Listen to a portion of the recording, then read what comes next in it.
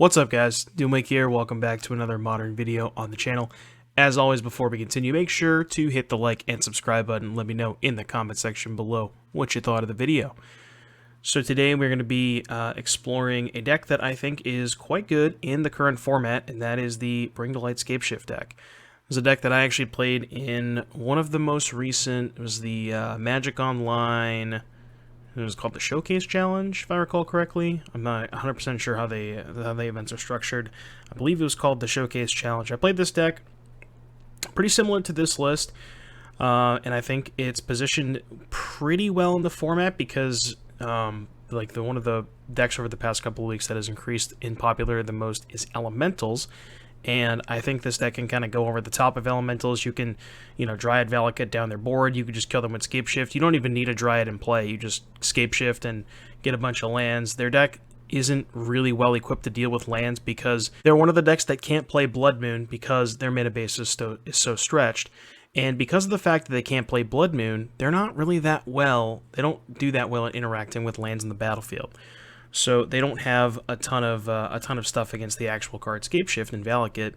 The only thing that you have to worry about from their deck is Teferi, which they do play in some small doses. I think the Canister list have adopted. I want to say Canister was on 4 of that card. I can't recall exactly.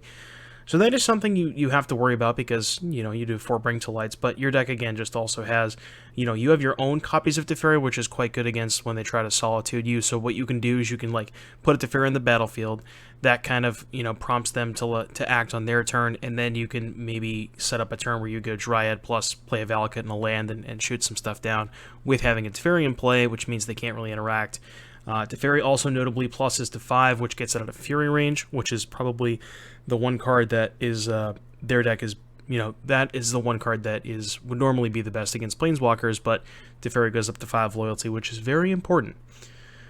The list that I played in the Showcase Challenge actually had Chalice of the Void 4 copies main deck, and I think my list was probably sort of a week behind because I was preparing for all of the Hammer Time and DRC decks, and Chalice of the Void notably not very good against Elementals because not only do they have Cavern of Souls, first and foremost, 2, they don't have a lot of 1-drops. Like, the only actual creature in their deck that's a 1-drop is Flamekin Harbinger. It does shut off Ephemerate and Utopia Sprawl, but they're usually casting Utopia Sprawl on turn 1, so by the time you can get Chalice of the Void into play on 1, it likely doesn't matter. So, Chalice of the Void not very good against Elementals. Good against last week's metagame, which was DRC and Hammer Time, but now that the format is picking up more towards Elementals, we're deciding to go with more copies of Teferi, and we're moving the Chalices to the sideboard. As far as the particulars of this list specifically, it's mostly 4 ofs: Explore, Wrenn and 6, Teferi, Dryad, Bring to Light, Prismatic Ending. 4 of all of your best cards. You have your Bring to Light tutors, which is Valky, God of Lies, Scapeshift, and Supreme Verdict. There are plenty of games where you still Bring to Light for Tibalt. That is a play pattern that comes up frequently, and it's nice to have access to. So, keep that in mind as well. And then we're going down to 2 copies of Omnath, and I think part of that is due to the fact that the Elementals deck is so good at killing an Omnath between Fury and Solitude. So you want to rely less on Omnath and more on Teferi and Bring to Light. And we're also choosing to play 2 copies of Expressive Iteration. I would say that the flex slots in this deck as of right now are like the 4th Teferi, the 2 Iterations, the 4th Explorer. Those are kind of like the 4 flex slots in my eyes, at least. That's where I had the 4 copies of Chalice of the Void. I've seen like Dominic Harvey playing with Fire Ice, which I think is pretty good right now. This is a list I copied from Triosk, who is, a very well-known Japanese player, and they chose to go with 2 copies of Iterations, so we're going to go ahead and try the Iterations and see how those feel. But those are kind of what I'm keeping an eye out for to see how well they perform. You wouldn't think that Expressive Iteration is necessarily good in a deck that doesn't have any 1 or 0 mana spells. Normally you see Iteration alongside, DRC, Lightning Bolt, Mishra's Bauble, Serum Visions, that kind of stuff. But the nice thing about Iteration is this deck is very mana hungry. So just being able to, and we have 29 lands, so being able to just, I would assume that the odds of hitting a land off of Iteration are, somewhere in the 90s. So just being able to hit an extra land drop and then also get a spell, it's pretty good. So that is the reason we're doing that. And then the mana base, again, pretty straightforward. You need to make sure you have enough mountains just in case you need to manually Valakut them with Scapeshift and you don't have a Dryad in play. So we're choosing to go with, let me just run the numbers here, 2, 3, 5, 6, 7, 8, 9. I believe that is one less than the standard 10. I believe 10 is kind of the sort of the number that a lot of people are playing. I want to say that my mana base had one less fetch land and one more stomping ground. I believe that's where I got the extra mountain in there.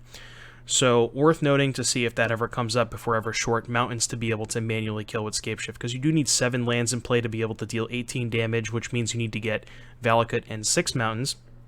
Because remember, Valakut triggers for other mountains, so if you get Valakut 5 mountains when you're on 6 lands, nothing will happen because you don't have 5 other mountains for each mountain, so nothing will trigger.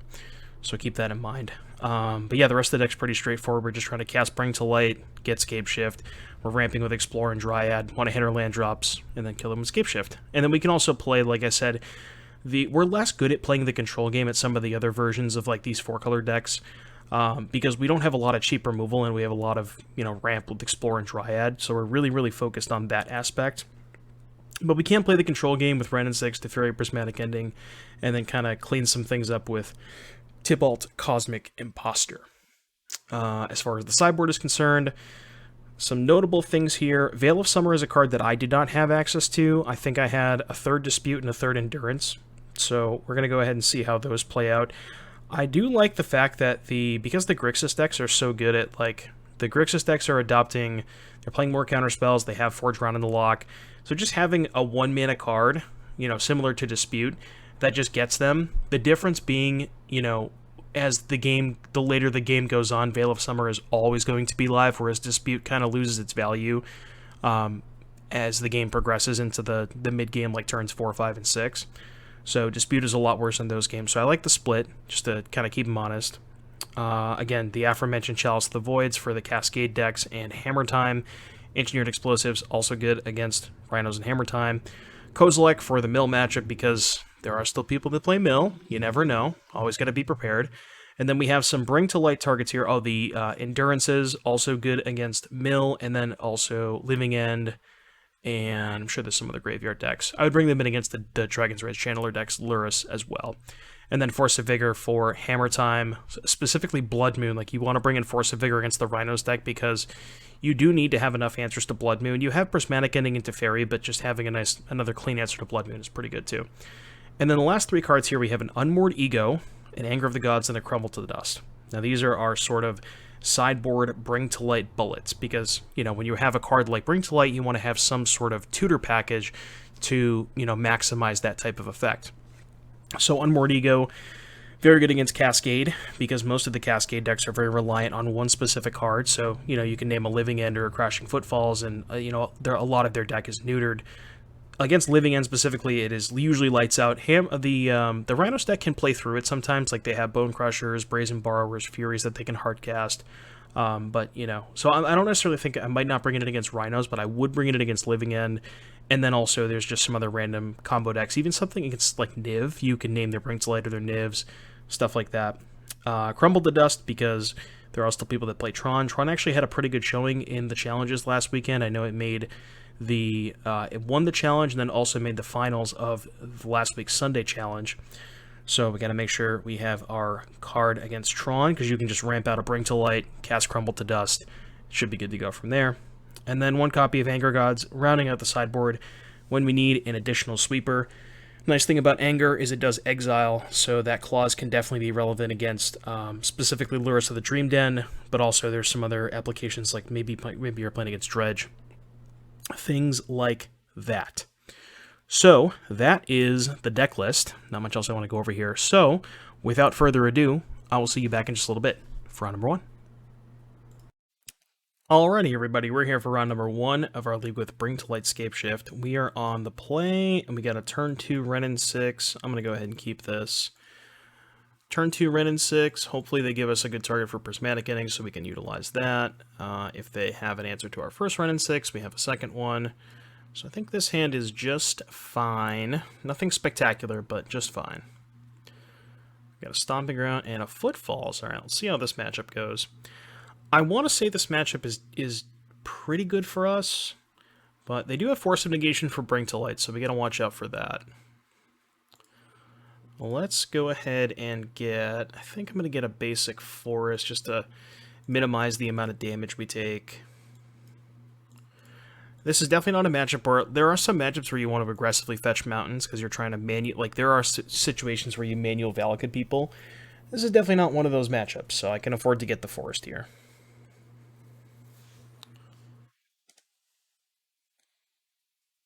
Alright, I would imagine this is an ice. Looks like they're going to ice my land on my upkeep.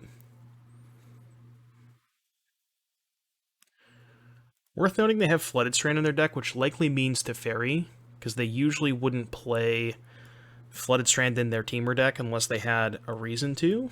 So, worth noting there. I'm going to fetch a... I'm going to try and keep the mountain count in my deck pretty high. So let's get a non-mountain. Let's get a Temple Garden. And we'll just plus the Ren and Pass. Unfortunately, we can't cast a Fairy because they did have an Ice. Would have been a lot better if they didn't. Because then we could have just slammed the Fairy there, and they basically would have had to force it on the spot. This is a pretty nice sequence, though. So what we can do is we can play Teferi, kind of force some action on their part. Hopefully they don't. What they don't have is Force, Pitch on Teferi, and then also Violent Outburst. If they have Force, I'd like them to just hardcast it so they can't present Rhinos this turn. We'll see what they do. Okay, so, you know, obviously Teferi getting Force is not great for us, but at the same time, not too bad. I probably should have cast Explore first, actually. I just realized that. So let's get a Breeding Pool, get back Flooded Strand. Yeah, I definitely should have played Explore first into Teferi. Yeah, that was bad. Just realized that. Alright, opponent's on 5 cards. Because I just had a mana I didn't use. Icing my Triumph, that's fine. I don't particularly care about that. Let's go ahead and cast Explore. Let's go Flooded Strand. Opponent's on 13, so we don't actually care if they kill this Dryad, so I think what I'm going to do is just go get 2 basics, plus the Ren and 6, get back the Misty. I'm going to cast Dryad. Normally you'd want to slow roll the Dryad up until the point where you're just casting Bring to Light immediately on the spot. But because we have enough lands in play, we don't actually care if they kill the Dryad. Alright, they're going to stomp the Ren and 6. Also fine. Because we have enough lands where we can just, you know, get Scapeshift and get 2 Valakuts and a pile of mountains. So even if they kill the Dryad, we still have lethal. Okay, that's fine. So now they have to have Force plus blue card to counter the Bring to Light. Which they could have. Is there anything I can do about that? Not really. Alright, let's just cast Bring to Light. X equals 4. See if they have Force plus blue card. They don't, so we're good. Let's do a quick mountain check. Got 1, 2, 3. Okay, they just conceded. We would have had enough mountains because we had 6 left in our deck, so we would just get 3, 4, 5, 6, 7, 8. 2 Valakuts, 6 mountains, deal them more than 13, let's call it that. So my math tells me. Alright, Chalice Explosives, both good. Again, as I was saying in the intro, I don't think you actually want to bring in Unmoored Ego against them. Even though they are a Cascade Footfalls deck, they can easily, not easily, but they can win games without that card. And I think focusing on something like Unmoored Ego is not really where I want to be. So I did say I would also bring in Force against Blood Moon. I'm reconsidering that. I also like this stuff against Force of Negation. So I have all these cards that I want to bring in. I do not like Prismatic Ending, because I don't like trading 1-for-1 against Crashing Footfalls. Not a big fan of Iteration, I think it's too slow. And I could definitely see trimming Ren and 6, because I think that's one of my weaker cards in the matchup. I'm going to keep the Omnaths. Question is, how many Forces do I want? Because Prismatic Ending is not great against them, but it does kill Blood Moon. That being said, I have tried to fix my mana and Teferi to bounce Blood Moon. So it's not clear that I need Prismatic Ending.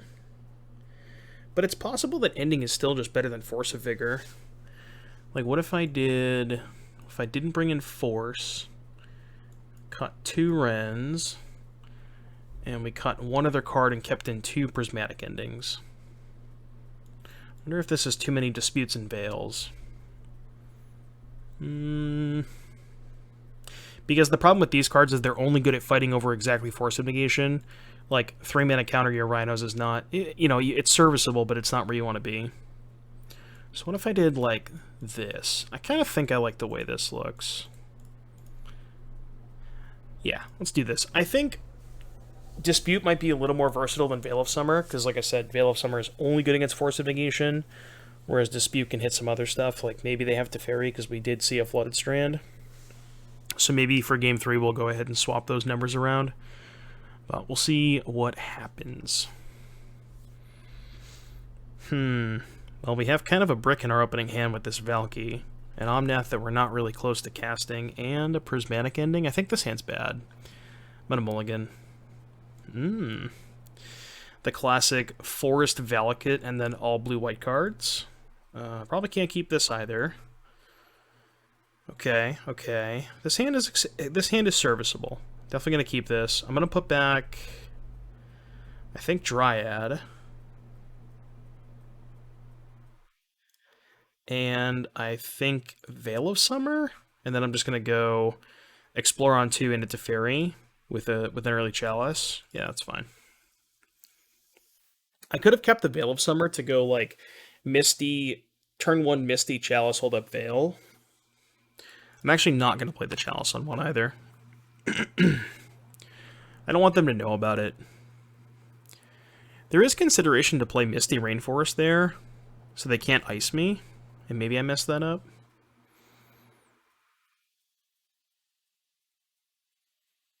So we have to at least consider Brazen Borrower as a card they could cast. I think what I'm going to do is cast Explore first to try and find Veil of Summer.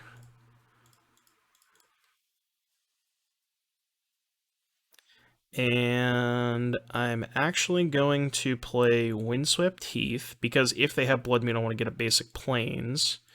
And I am going to cast Chalice this turn. See what they do. Alright, they did not fight over it, which is good. And they also don't have a Brazen Bar or anything like that. Kind of signifies Blood Moon to me. I'd be surprised if they didn't cast a Blood Moon this turn. Because they didn't fight over this, they didn't try to force it or borrow it. And they haven't done anything else, so yeah, this is very, very likely Blood Moon, especially if they're fetching basics. So we can get a basic Plains. Unfortunately, don't have access to a basic island, but do get our Plains. And if we draw Prismatic Ending, we can kill it. If we draw Dryad, we get blue mana for Teferi, so... Well, there we go. The question is, do I want to kill it now? They have 4 cards. I think I do, and I'm actually gonna... I'm gonna put the Triumph into play. So that the Triumph comes into play untapped, and then if I draw Brink to Light, I can just cast it. Whereas if I play the... no, that was bad. I should have played the Misty in case they had another Blood Moon, then I could have got a basic island. That was the reason to do that. They have Prismari Command. Okay, that's fine. Not all hope is lost. We can still get our basic island now. Ooh, is your Brink to Light? Did we jam that? I feel like there's a good chance they have a Dispute. And I think I would rather get this countered. So let's jam Teferi first.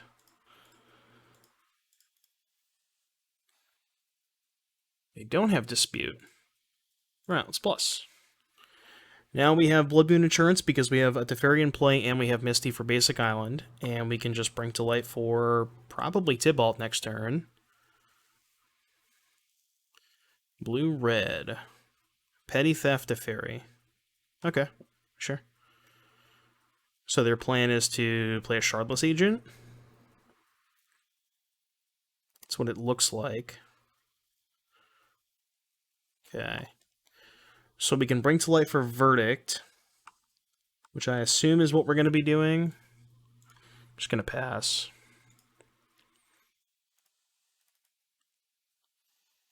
I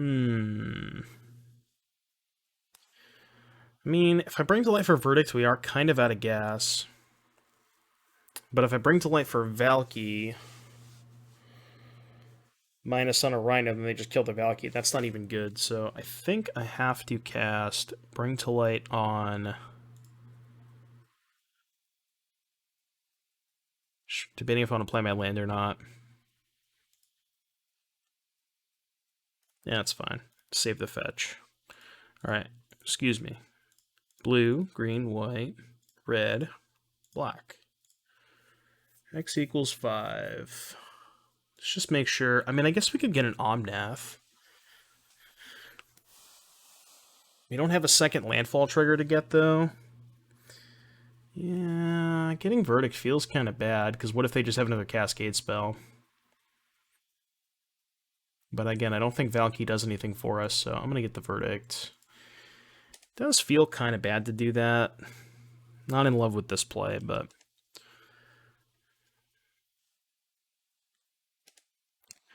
Alright, so they're holding up either Borrower or Violent Outburst. Let's go ahead and lead to Fairy and see what they do. Assume they're going to cast Borrower in response. Okay.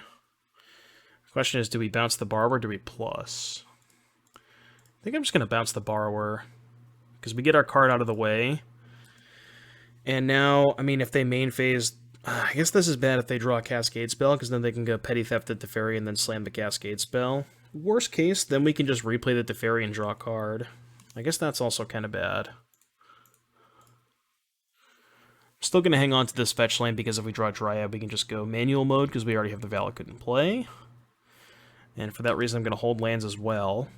It's just more triggers if we draw Dryad. But this is now a 3-turn clock, and they do have a Brazen Borrower, which is a little concerning. They also have a Shardless.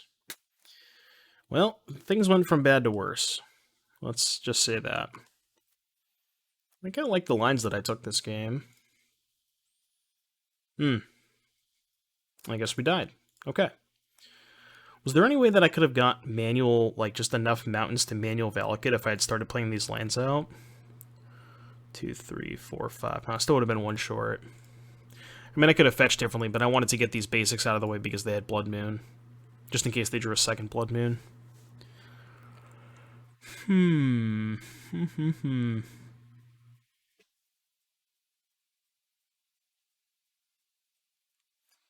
So on the play, I like Dispute a little bit more, especially against Blood Moon. Like on the draw, you can't really dispute a Blood Moon. On the play, you can.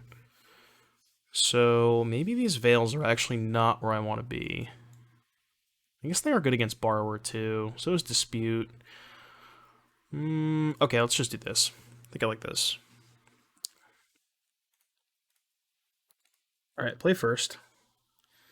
Teferi Bring to Light lands. It's not the best hand, but we do have turn 3 Teferi. I'm going to try it. Not in love with it, but I'll try it.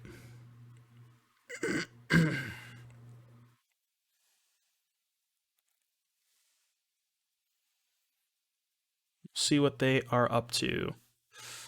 That's scary. That's scary because our hand is very slow. Very, very slow. And I actually have to play a tap land. Normally I'd want to lead on fetch land to play around Fire Ice, but because I have 3 ETB tap lands, one of these first 3 lands has to come into play tapped. I guess I could play a Misty and just hope to draw another, just another untap land. But looks like I am getting iced. This is not going to go well for us. I can assure you of that. Alright, well now I have to play the Misty, because if they have Blood Moon, I need to get a basic. Although, we're probably in rough shape if they cast Blood Moon. Which it seems like they do... Oh, they don't have. Okay, that's good for us. They have another ice. Okay. That's actually quite a good draw. Because now I can go Forest Plains, explore, play a tap land. So Forest Plains, Fast Explore. Unfortunately, we're not going to have blue mana. If they do have the Blood Moon, so let's play Valakut. So let's just kind of hope they don't have Blood Moon. Because I think if they don't, we're in decent shape? Question mark? Steam Vents tapped is fine. I think I'm just going to jam a Bring to Light. Because I just have 2 of them, and I want to just use my mana efficiently. So I'm like kind of okay if they counter this. I think that's totally fine, which they're almost certainly going to counter it, but I guess they could just counter the Valky. Because I will get Valky. It makes more sense for them to just counter the Valky.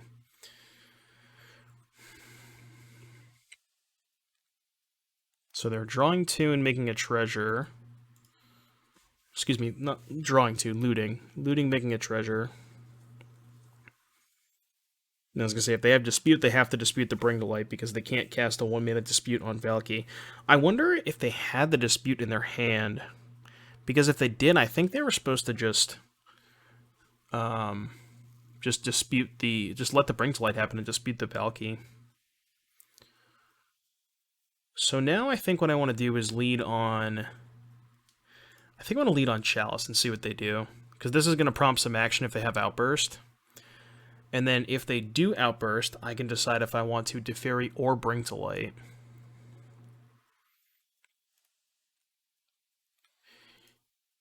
And I'm not sure what the answer is. I feel like the answer is probably just Bring to Light for Wrath. And then just, yeah, I think that's where I want to be. I think I like Bring to Light for Wrath, because then we still have the Chalice in play. I guess I could wait one more turn. If I waited one more turn, I would have had the 7th land, but they're at 19, which means we can't actually kill them on 7 lands. We need 8. But now we get to slam this Deferi, and with the Deferi and the Chalice, I'm feeling pretty safe. Even pay for a Dispute here. So, I'm not really sure what their best response to this is. I think I'm just going to plus for now, because again, I don't want it to die to Fury.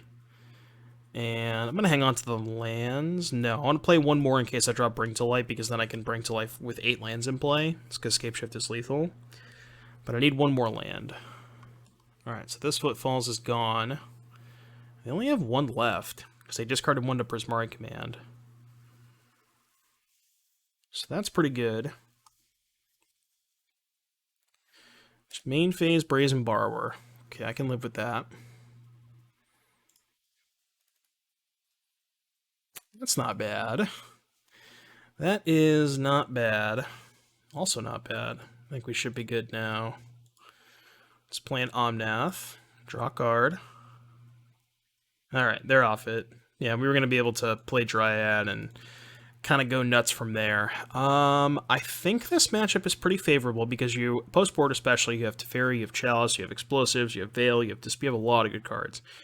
And I just think fundamentally, like, you have a decent amount of interaction for what their game plan is doing. Like, you have Bring to Light for Wrath, you have Manual Dryad, which can kill some Rhinos and Furies and stuff. And you're also just a 4 Teferi deck, so I think overall this matchup's pretty good, and we are victorious. So I will see you back in just a little bit for round number 2. Alrighty, YouTube, we're back here for round number 2. Now, normally this hand would be fine because we do have a Savai Triumph to cast Valky, God of Lies. However, Savai Triumph is not fetchable from Misty Rainforest. So, this hand is effectively a 6-card hand, Dryad, Explorer, Iteration, 3 lands. Now, that being said, this 6-card hand is pretty good, and I think I'm going to try it. It is awkward that with this current hand, we cannot cast Valky, God of Lies on turn 2, which is something that I would consider doing just as like a nice, you know, sort of disruptive play. on the curve, but we cannot do that.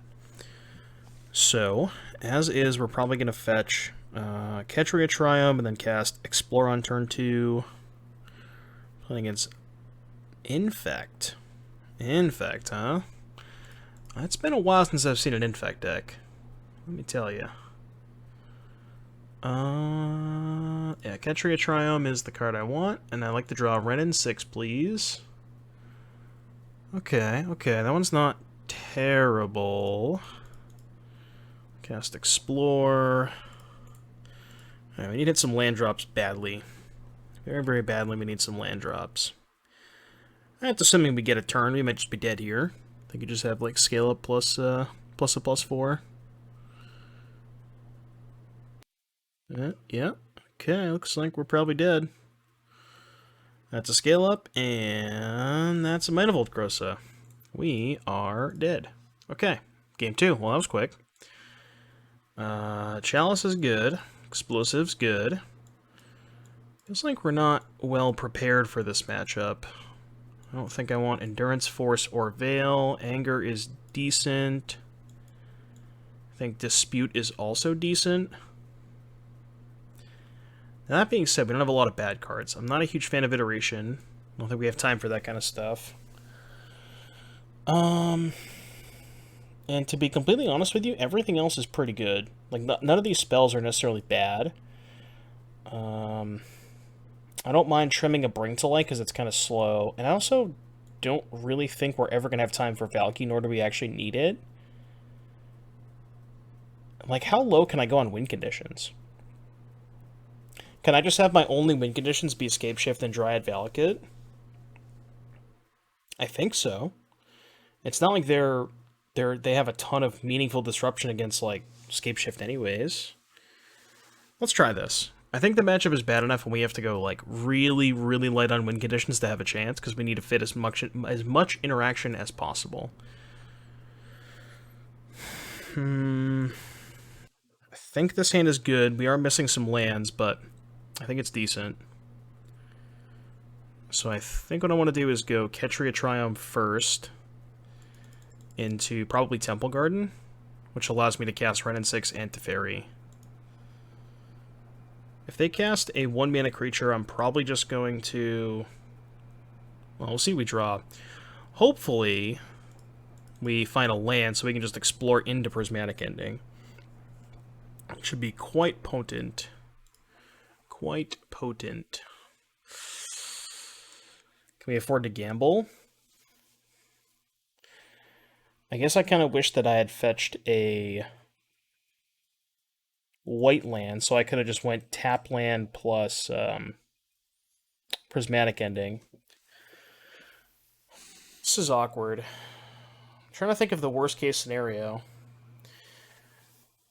I guess worst case scenario is I just go explore, miss on an untapped land, and they would... Oh. Explore, miss on an untapped land, play Valakut, they play a 2-drop, but then I still just have Anger of the Gods and Explosives. Alright, let's just do it. I'm just trying to think of which land I want to get off the Heath, because I need to make sure I leave a white source in my deck to be able to cast Prismatic Ending. So I think that means I want to get Sacred Foundry off of this, because more lands get Temple Garden. An example, if I got Temple Garden and left Sacred Foundry in my deck and drew a Misty Rainforest, I wouldn't be able to get a white source off of the Misty. So I think I'd rather have the Temple Garden in the deck after I cast Explore. Alright, well, we missed anyways. I mean, our hand is pretty good. Our hand has a ton of interaction. So we'll see how this plays out. Hopefully, they just play a 1-mana creature, don't play a land, and then hold up stuff. Oh, well, that works too, because now I can just cast Anger. Anger, tap land, pass. I think I like this plan of just having max interaction and just going super light on win conditions, because even Dryad is just a win condition against them. Probably just going to Tef bounce the Hierarch. I'm actually going to keep the land in play because I kind of just want to find more lands. Oh, not that. I do want to cast Teferi here. And just having Teferi in play is so good against Infect. Alright, didn't find a land, but I think we're doing okay. I think I can accept that. Because our hand's just loaded.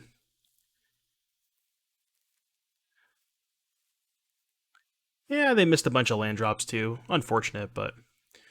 Like, I think even if they hit land drops, our hand was probably good enough to still win. And I think I'm just going to run this back.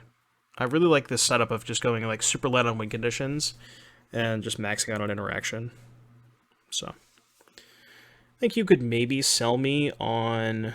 Like, even Valky on the draw feels like you're never getting to that point. And in those games, like, you'd almost always rather just have Dryad to, like, control the battlefield. This basic plains, huh? This basic plains. Ugh, God, this is rough. So this hand has to draw a land to cast Wrenn and 6 in order to even have a chance. I feel like we can just do better. Like, almost any hand that has Prismatic Ending, most of those hands are going to be better than this. I'm just going to ship it.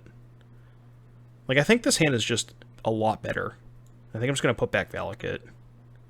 Yeah, this hand's just infinitely better, right? I think so. This hand just has Ending into Explore into Teferi, which is kind of disgusting. Alright, let this tapped. Actually, I guess it didn't matter because we have to fetch the Windswept Teeth to cast Explore anyways. But I want to leave myself the option of going Explore into Prismatic Ending if they played a 1-drop there. Which they did not. Non-land, huh? Non-land. Alright, well now we need green mana, so we'll get the Temple Garden. Let's leave up a... I guess it's better to play the island, so I can cast a fairy with what's in play, and then if I draw a tap land, I can just do that.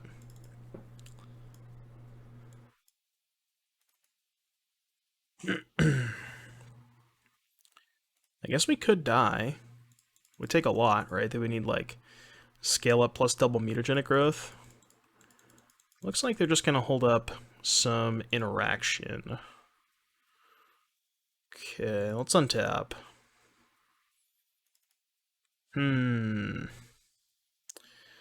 Well, the question is, am I going to get spell pierced?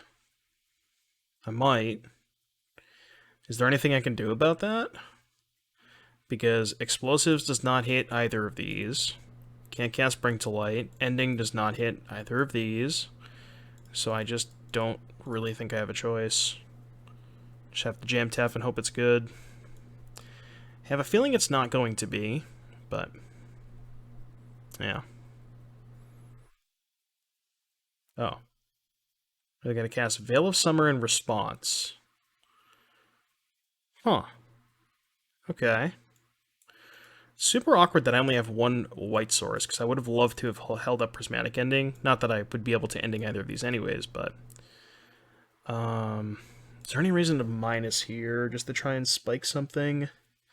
There's nothing I can cast from this mana except Chalice on 0, which doesn't do anything anyways, so I'll just plus. And I'll play a Mountain to maybe represent Lightning Bolt, although they should know that these decks usually don't have Lightning Bolt. And again, could be dead. Probably are dead. Not much I can do about it. It was just really awkward that they had Inkmoth Nexus as their threat, and we drew Explosives and Prismatic Ending, neither of which interact with Inkmoth Nexus. So, a bit of a bummer there. Yep. That resolves. Okay, are we not dead? Are we getting a turn? Oh, we are getting a turn. Now we can hold up Bring to Light. Unless they're going to kill... Are they killing Teferi? No, they're attacking us. That's so good, because we can hold up Bring to Light Verdict. Unless we draw... Please do not draw the Verdict. Okay, thank God. Thank the Lord. That would have been an absolute disaster. If we drew the Supreme Verdict, because we don't have the second white mana to cast it. Oh my goodness. That would have been a disaster. Absolute disaster. But now we are pretty safe. Sure, that's fine. Their stuff has hexproof. Supreme Verdict does not really care about that. Okay. I could also get Anger of the Gods. But I'd actually rather get Supreme Verdict. Oh, I should have not let that happen. But I have Teferi play anyways, it doesn't matter. I'd rather get the Supreme Verdict out of my deck, because I would much rather draw the Anger of the Gods, because I can actually cast that card.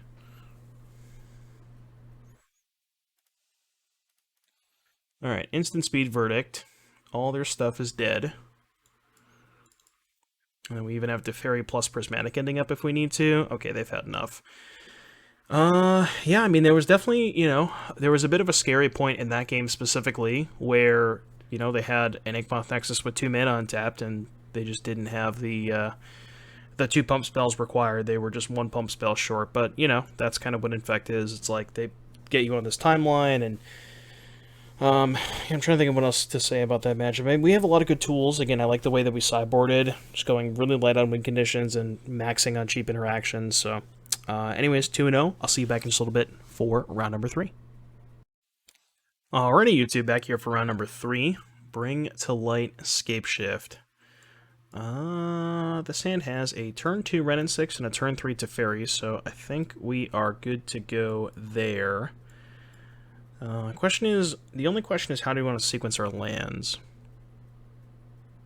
What I think I want to do is go Valakut into Temple Garden into Island, and that goes Ren into Teferi, right? Valakut Temple Garden, Island, cast Teferi. Okay, yeah. I think that is what I would like to do. I think that allows us to curve out the best while also taking the least amount of damage and also deploying Valakut on turn 1, which is pretty important because it's our ETB tap land. And also opens up the possibility of casting Prismatic Ending on turn 1, or turn 2 if they play exactly that. So, I think I'm still going to get Temple Garden here. And I would much rather kill the Aether Pile than play Ren and 6, I believe. Because we have a bunch of land drops anyways. So I think this is fine.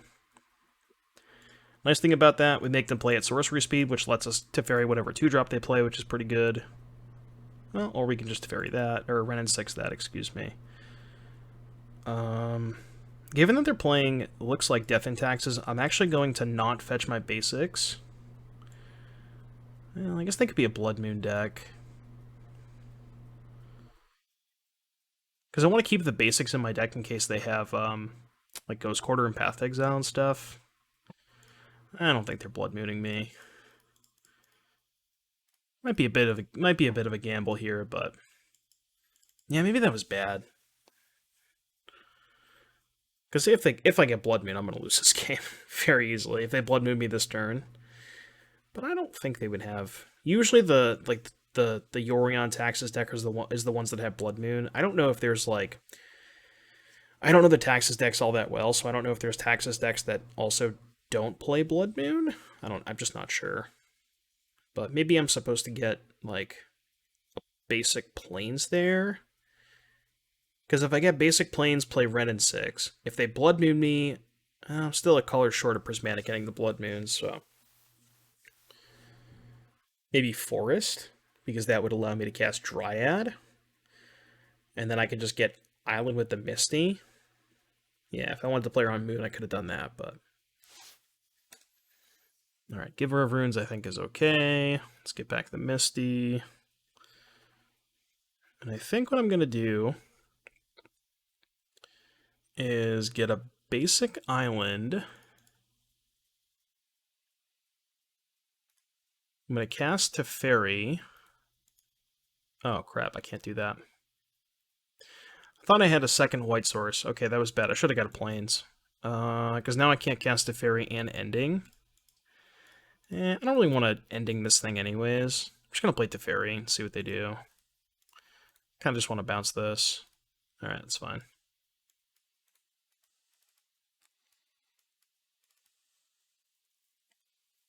Yeah, so what I should have done was probably got basic Plains. Main phase Restoration Angel, huh? Well, that was a pretty good draw, to say the least. So now we go 3 to this, 3 to you. Okay, they've had enough. I was gonna go 3 to this, 3 to them, and then ping the rest with. Yeah, they've seen enough. All right, so what appears to be mono white death and taxes. I would imagine engineered explosives is good. Anger of the Gods good. And I believe that's it. Maybe Force of Vigor. They're a Dahlia deck, so I feel weird boarding out these iterations every round, but I feel like we just haven't played against like the matchup where you really want this is the like the DRC Luris decks or Murktide Regent, those blue-red strategies, and we just haven't played against those. Played against a lot of like, decks that are trying to kill us. And like this matchup, not necessarily trying to kill us, but it is kind of awkward against the card Thalia. So I think I'm gonna do this and leave the forces in the sideboard for now. But tentatively, if we go to game 3 and see some more targets, I'd be in on it. The only problem I have with bringing in Force of Vigor against Stoneforge Mystic is the card they usually get first is Cauldron Complete, which you cannot kill with Force of Vigor. Alright, let's go Valakut first and really hope they don't have a Lean and Arbiter. That is the card we definitely do not want to see. Because our hand does not play well against that. Okay. It's annoying, but it's not an Arbiter. And I think because of the aforementioned Arbiter, I'd like to fetch as quickly as possible. I cannot cast a spell here, but it's fine.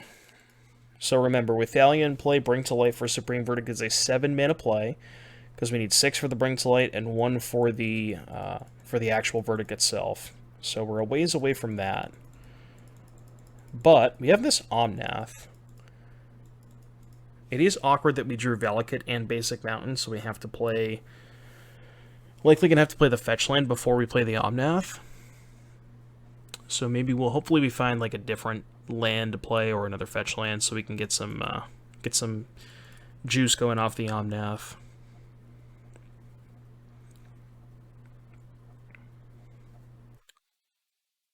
Yeah, that's fine. Land plus. Alright, let's respond. Let's get, I believe...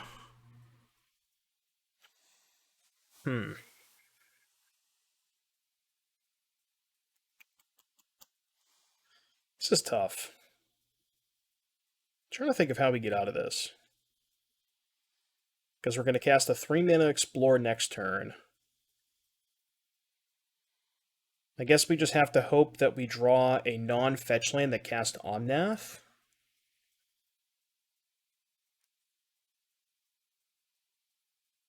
Yeah, so I'm just going to get Ketria Triome. I guess maybe it's safer to get Temple Garden, because that gives me white mana. And it gives me more potential lands to cast said Omnath. Yeah, let's get Temple Garden, because if I get Ketria Triome, I have no white mana. Oh. That's pretty good. Unfortunately, I can't cast it this turn, because I want to do it for 2. So let's just go Island, Explore. Okay. Okay. Let's play the Mountain, because of the Arbiter. There's like almost no reason to play the fetch here. I know it is really awkward that we can't cast Omnath with this mana, but if I play the Flooded Strand, I also can't cast Omnath because I can't fetch. So we're going to take a nice chunk here, go to 9, and then next turn E for 2. It's bad. Because I imagine they're going to Ghost Quarter now. while we're tapped out.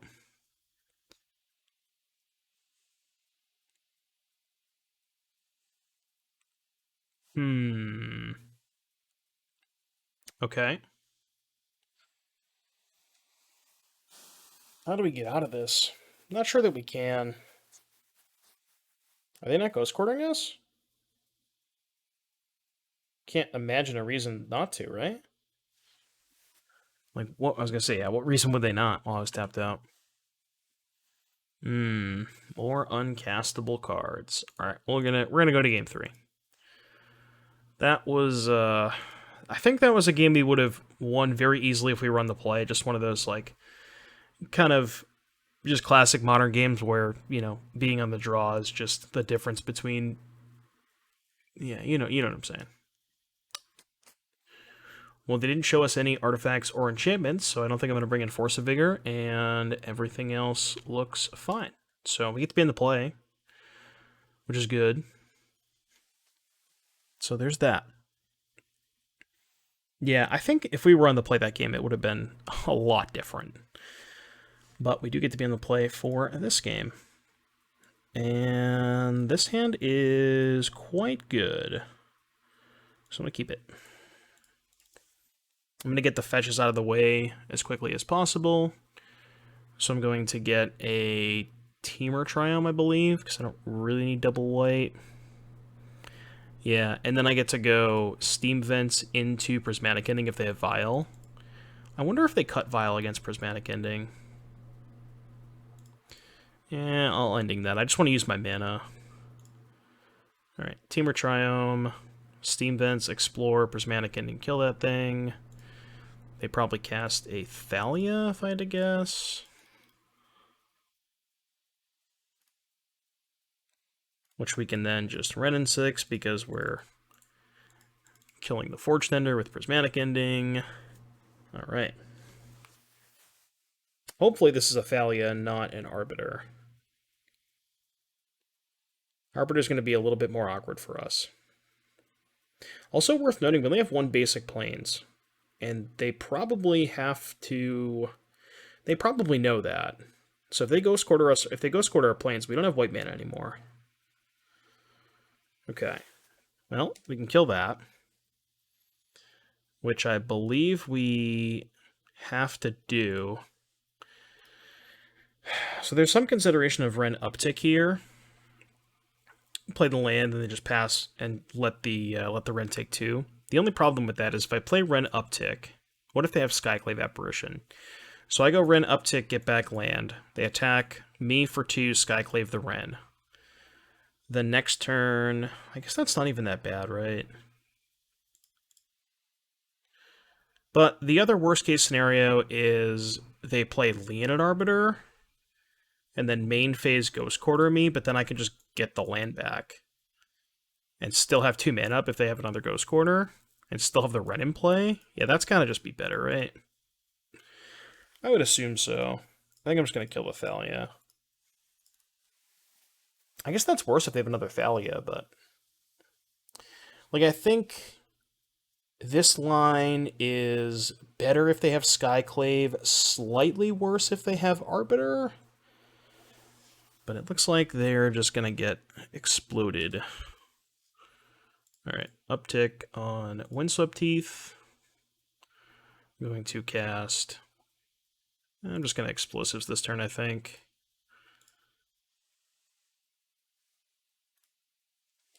Last turn. I could do some other stuff, but I'd rather just keep the board clear.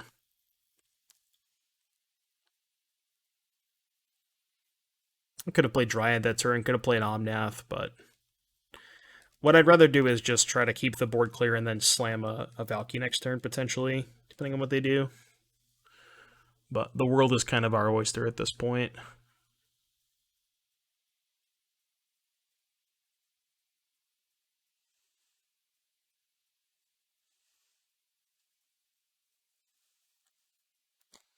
It also lets us get a tap land, which is, you know, not irrelevant. Not the shock, because we have the plains in the forest already.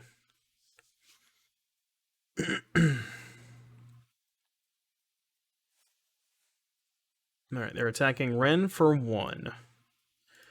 I will let Ren take 1 damage.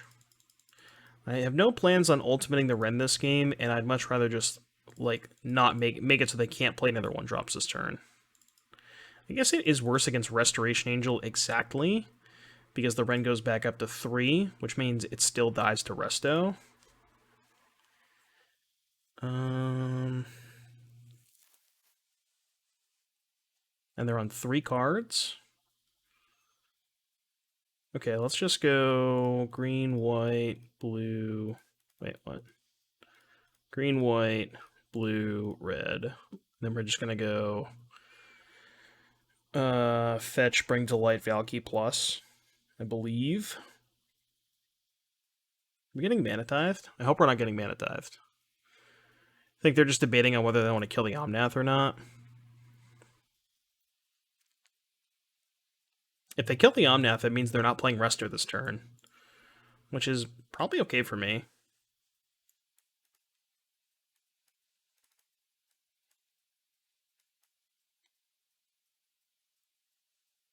It's also possible I'm supposed to just play Dryad with the intention of just trying to bring to life for Scapeshift next turn.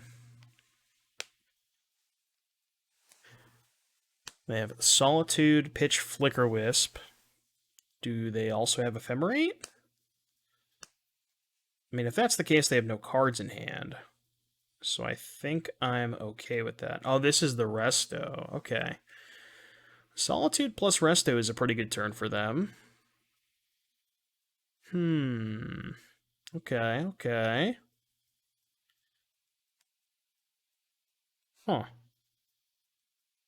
It's not bad. Drew another Bring to Light. Well, I guess now we can just Wrath them next turn. It's not too bad. We do lose our red and 6, but they have no cards. I guess Thalia would be kind of bad for us. Because then we wouldn't be able to cast Bring to Light. Leonin Arbiter would be kind of annoying too. Because it makes Bring to Light a 7-mana play.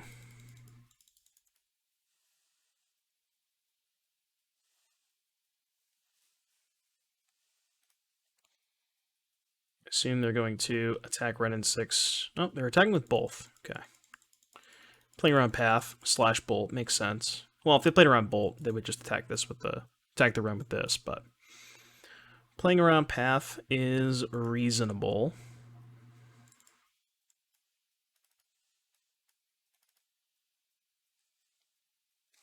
Let's see what they have.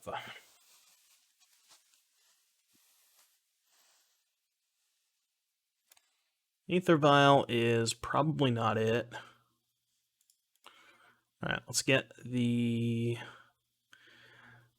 I have a basic mountain, so I don't really need to get any more. I just want to make sure I keep a bunch of mountains in my deck. It's kind of where I'm at. Not trying to manual Valakut them. Oh. Well, I guess they have the Ghost Quarter. Excuse me, so let's just go... Forest. Let's just bring to life for the Wrath. Oh, no. Red, white, blue, white, green. Done. Supreme Verdict. I guess I didn't even need a Wrath there. Could have just let them have their 2/3/2s, or their 2/3x's. Probably would have been better, potentially. Could have also just, like, went Dryad, Valakut, Fetch. Yeah, maybe that was better. Maybe there was no reason to cast the Wrath there.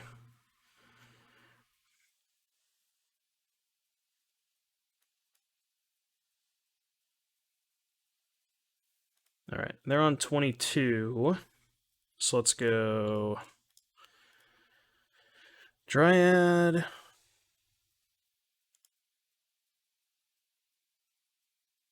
I guess we could just start going up with Tibalt.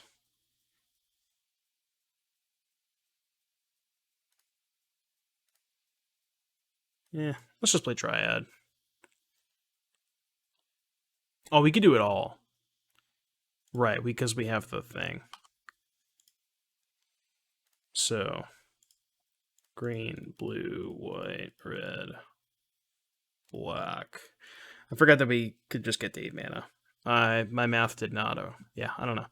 My brain was kind of elsewhere. Anyways, I feel like this matchup is quite good for us. They kind of ran us over game 2. Again, a situation where I think if we were on the play, that game would have been a lot easier. And I probably sequenced some things incorrectly this game, but I think we had enough resources that it probably didn't matter too much. Maybe could have played the Dryad a little bit earlier, but I was worried about the Solitude, which they ended up having anyways, so I kind of felt like the Omnath ended up being pretty good bait for that. But anyways, 3-0, kind of cool. I'll see you back in just a little bit for round number 4. Alrighty, YouTube, right here for round number 4. Currently 3-0. And our opponent has revealed to us a Luris of the Dream Den. Well, Sand has Prismatic Ending into Ren and 6, so I can't imagine mulliganing this against Luris. It's about as much as you could ask for. So we get to go turn 1 Flooded Strand for Temple Garden, ideally Prismatic Ending a 1-drop, whether they play Channeler, a Ragavan, or perhaps a Sigarda's 8 or anything like that.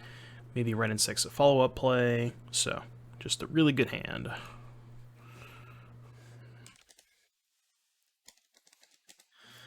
Alright. Oh, Ruin Crab. Well, it kind of sucks that we have to fetch here. I don't like that, but we definitely have to. Alright, crab down. Are we going to get trapped? We may or may not be getting trapped. Did not get trapped, which is pretty good. I feel like this matchup is bad, but we do have a Kozilek and 2 Endurances, so hopefully that's enough to kind of get us across the finish line. I have a feeling this Ren and 6 is going to get countered, but I have a second one anyways, so I think that's kind of fine with me.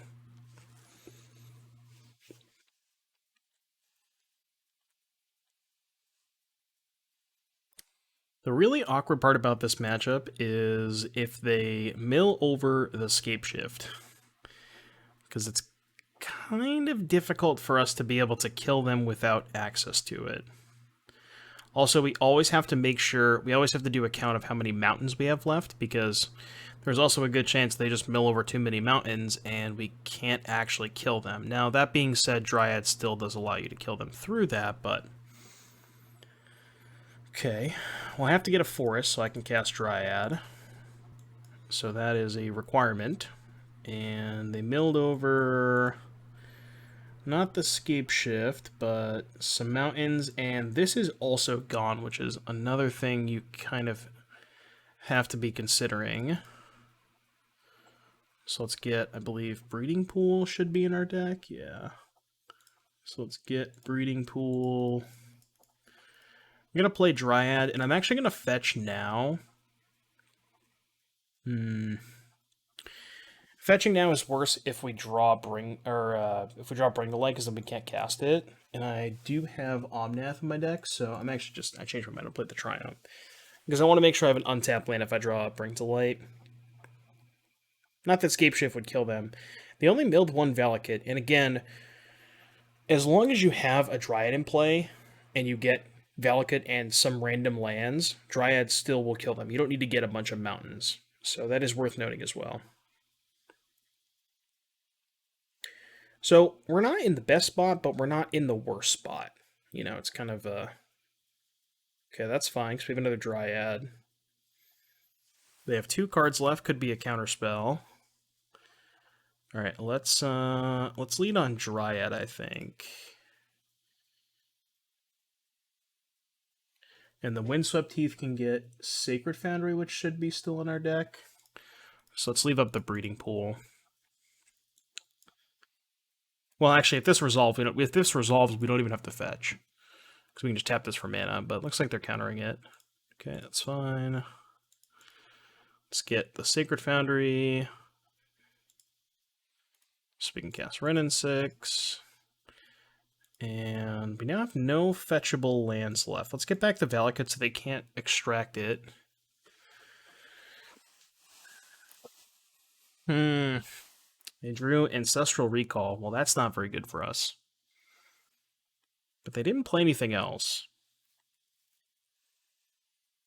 What's my plan here? Is my plan to just start cycling Triomes? Maybe. Maybe my plan is also just to try and manual Valakut them. Although we're a bit of ways away from that. We do still have the Scapeshift in our deck. The question is, do we have enough mountains to kill them? 1, 2, 3, 4, 5, 6. We only have 3 mountains left. Ugh. This is rough. This is rough. What I'm gonna do is I'm gonna cycle the Triome now in case I hit Teferi. And then I can get back a basic and play Teferi.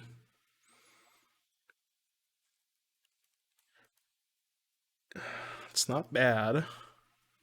It's just a basic, right? Yeah.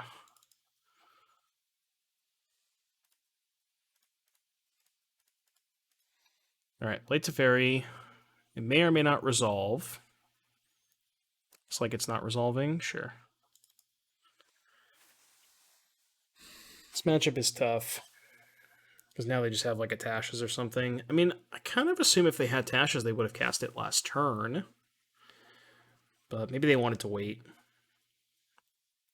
Yeah.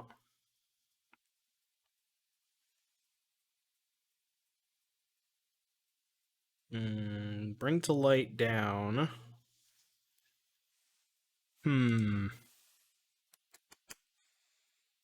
Okay.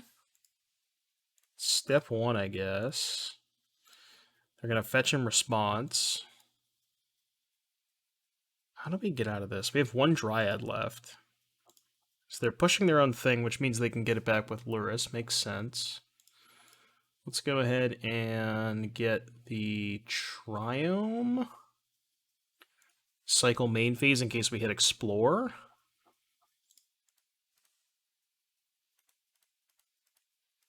Maybe I should just be playing these mountains out. I just can't possibly imagine we're going to have time to manual Valakut them. Like, I just can't imagine a world where that's the thing we do. Like, I think the only way we win this game is, like, bring to light into Dryad, and then try and set up a kill that way. I don't even know if that's possible, but we'll see.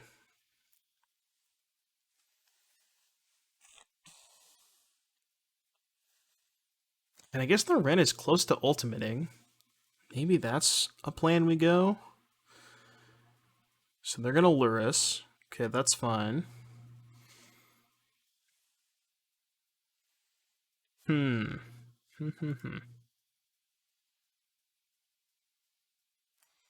2, 3, 4, 5, 6, 7, 8.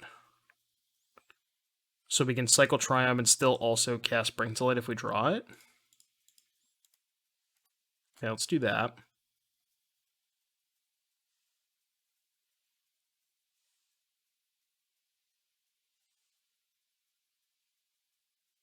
I think we have to find Bring to Light here. And they're going to go Luris Crab, but we have a Verdict. So that's not too bad. The Ren's going to be on 7. Ren in 6, not Ren in 7. Bad joke, I know. Drew another Valakut. We're on 3 mountains.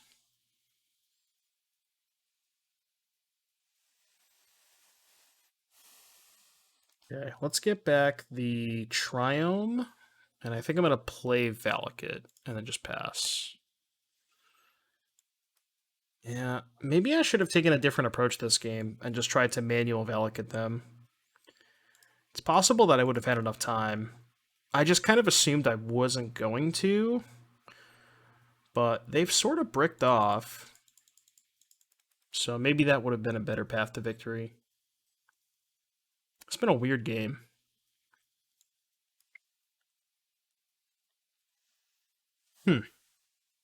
Field of Ruin, which shouldn't matter too much because we just have Ren and 6 to get the stuff back. There's also another mountain. Now we're on 4 mountains. Oh, well, I guess we're probably just dead. Sure. Wait, do we have a Dryad left? Oh, never mind, we're dead. Unfortunate. We would have had a Dryad left anyways. Yeah, let me know in the comment section below if you found a line that game. I think there might have been a winning line. I just maybe the manual Valakut thing might have still been too slow. I'm not really sure. All right, well, we got our Eldrazi and our Endurances and our Veil of Summers. And potentially some of these sweepers, because they are good at killing crabs. This stuff I think is all bad. Maybe Chalice is good too on the play. The question is, what is bad against them? There's not much that's actually bad against them. I think Prismatic Ending is pretty important, because you need to exile the... Not only do you need to have cheap removal for crabs, but it also exiles, which gets around Lurrus, which is pretty good. I think we have to keep in Dryad. I think I have to keep in all my win conditions, which is like Dryad, because they have surgicals and stuff. I mean, I guess I could just not sideboard out anything.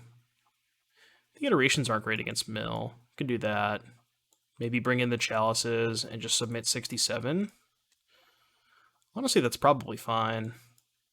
Because all my cards are good. I don't really want to cut anything. Yeah, let's submit 67. I could bring in the sweepers, but I don't want to have too much stuff that's only good against crabs, because then we dilute our draws a little bit. Alright, 67 it is.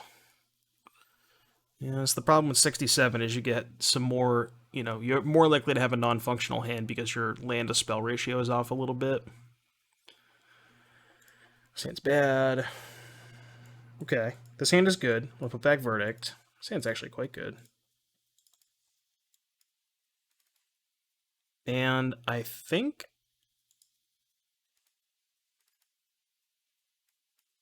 Green, white... Blue. I actually think what I want to do is just go Flooded Strand, pass. And I'm considering end step fetch Breeding Pool untapped. And then if they trap me, I can cast Veil.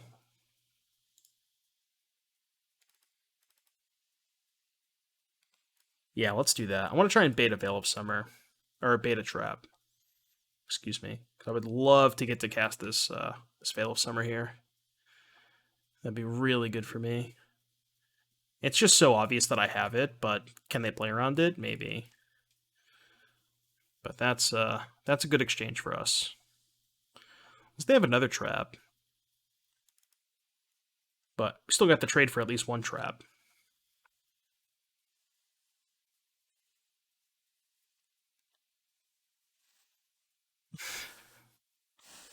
When it said this is my surprise face. Well, you kind of had to assume it was going to happen when I shocked, right? Alright, and the nice thing is we know they don't have another trap.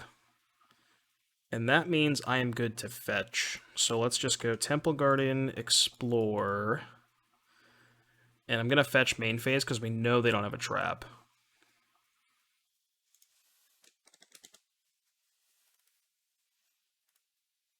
Because if they had a trap, they would have played a second one. Let's get Ketria Triome. Or, excuse me, Rogran. Alright, now we go Dryad, 2 lands next turn. It's not too bad. One Endurance down is kind of unfortunate. Ren and 6. Do we want to cast that? Well, if Dryad resolves, we can also cast that. So let's just cast Dryad. I should have played my land first to make them think about second Veil. They didn't have it, but I definitely should have played my land first. Alright, they're going to fetch. Probably Fatal Push. Seems like a Fatal Push. It's the second Endurance down, but we have a Kozilek. So, that's okay. Because the Kozilek will shuffle the Endurances back in.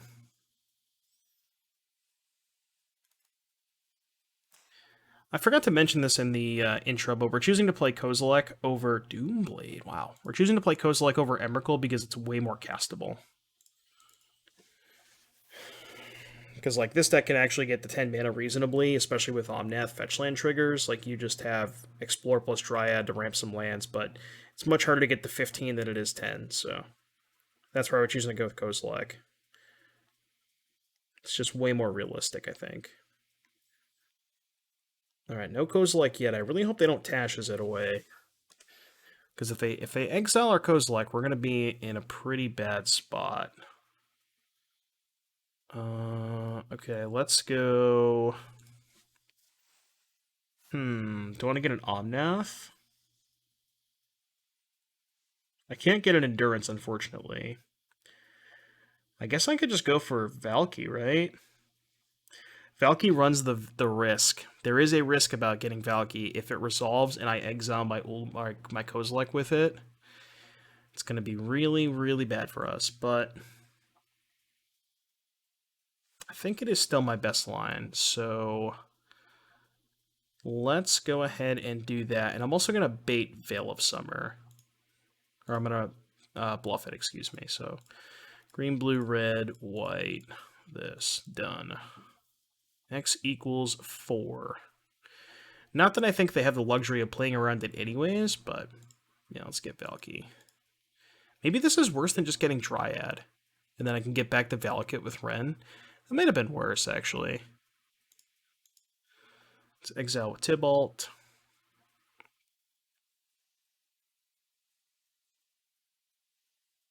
Alright, 2 lands. And let's get back a Valakut. I guess now they can Surgical Valakut. And the Dryad line would have been a lot worse against Surgical, right? But I guess I could have forced the issue on Surgical by upping this first.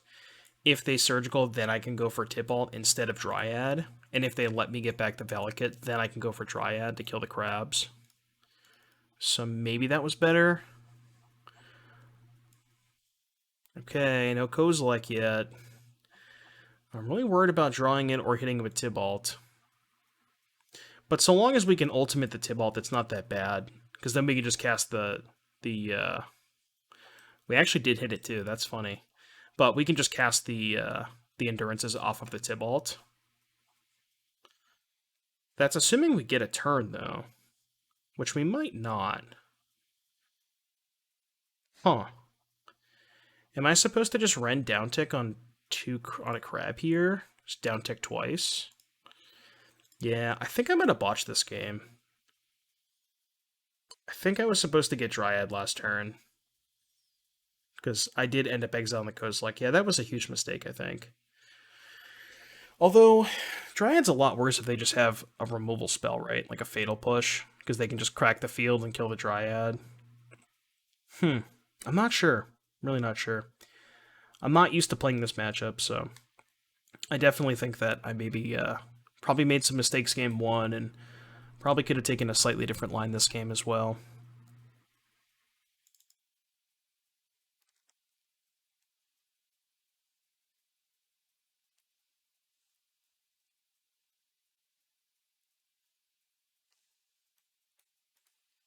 Three, 6, 7. We're not quite where we need to cast Kozilek yet. Alright, keep this one. Ping the crab. They're going to crack the field in response and mill me for 6, go to 22. And we need them to brick. Oh, actually, I just realized something. This actually does not work the way I want it to. Because this exiles the cards from my graveyard. I mean, I guess they probably just die, right? Yeah, they just die. Because they're just lethal with all the Dryads and stuff, so... But yeah, it exiles my graveyard, so I won't even be able to Endurance my graveyard back. But it shouldn't matter, because it's likely just lethal. But this is going to mill us for 6, which puts us to 22. I have no basics. Although I probably wouldn't want to fetch a basic anyways. Alright, F6. I did already... No, I did not play my land for the turn. Alright, land for turn. Pass the turn. Please brick.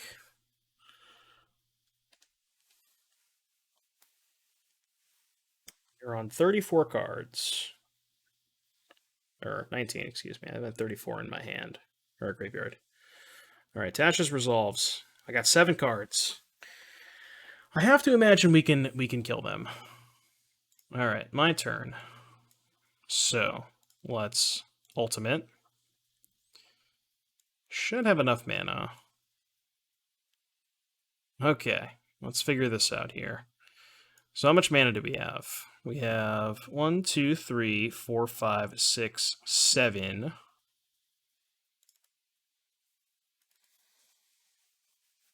8, 9. Because I want to play Teferi before I do anything. How many lands do I have left in my deck? Just total land count. So these are mine, right? 1, 2, 3, 4, 5, 6, 7, 8, 9, 10, 11, 12, 13, 14, 15, 16, 17, 18, 19, 20, 21, 22, 23, 24, 25, 26. So we have 3 lands in our deck, which should be enough because we can go Teferi, Dryad, second Valakut, and then that's 18, right? With the Scapeshift, Teferi, Dryad, Scapeshift. Or are we short of doing that? No, I have 10 mana, right? Okay, so let's play Teferi. This. Blue. This. White. This. To make it so they cannot cast a removal spell, Doomblade of the sort. Okay, so they are essentially F6'd. So now I will cast a Dryad, leaving up double green for Scapeshift.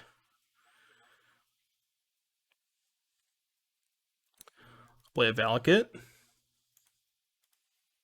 Deal you 6. Oh, I guess I don't even have to get fancy with the Scapeshift, right? I can just Valakut them. Play a third Valakut. 9 them.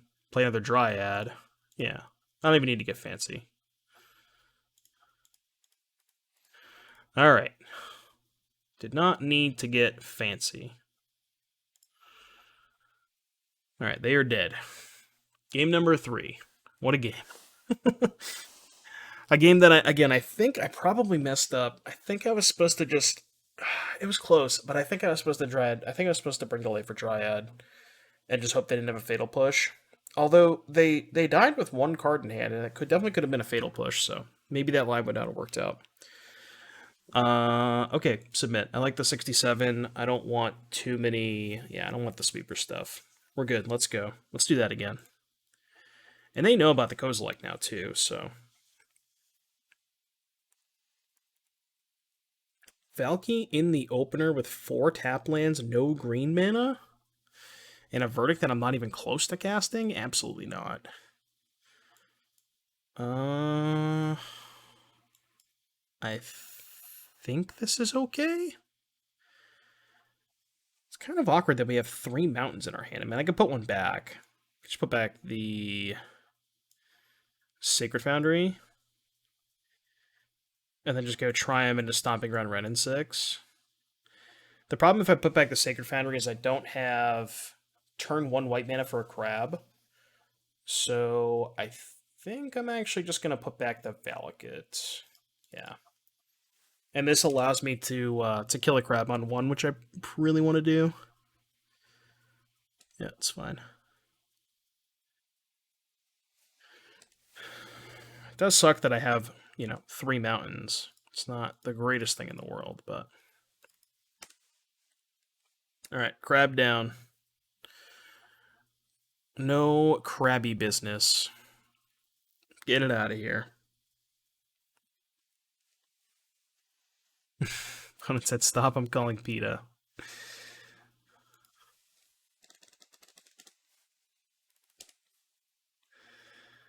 The really nice thing about this is they can't drown in the lock the Renin 6, because we don't have a second card in the graveyard. So, that is really good for us. Just gonna uptick. I know I'm not upticking on nothing, but... I guess if they cast Tasha's, we're not actually getting a land, because they're going to exile my stuff. What's this? Cycle Sanity. Well, that'll probably give us a land. There we go. I just wanted to make sure I had a second green source to cast this Endurance. That's what I was a little bit worried about. And they don't play Tasha's. Alright, well, I'm just going to chill here. I'm going to do absolutely nothing.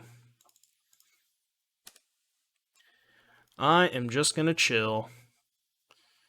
It's really nice to have Endurance up the entire game. Like, you just don't have to do anything, you know? It's really, really nice. It's like a nice little safety valve. And I feel like the longer the game goes with them taking no game actions, I feel like that probably favors you. Like, now they're going to go, what, crab, hold up mana? I can just ending the crab, still hold up the thing. That is a bit of a concern because it exiles, but they hit the Scapeshift, which is fine because we can still kill them with Dryad and or Omnath and or Valky.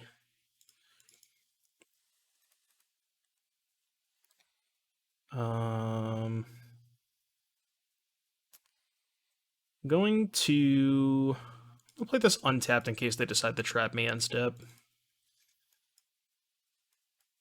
I think I might consider playing Endurance here while they are tapped-ish out. They have 2 cards left. No, let's just wait a little bit. I don't really think I need to do it yet. You can just hold up Renin 6. Let's get back Valakut, I think. Just play that. I think I'm down with that.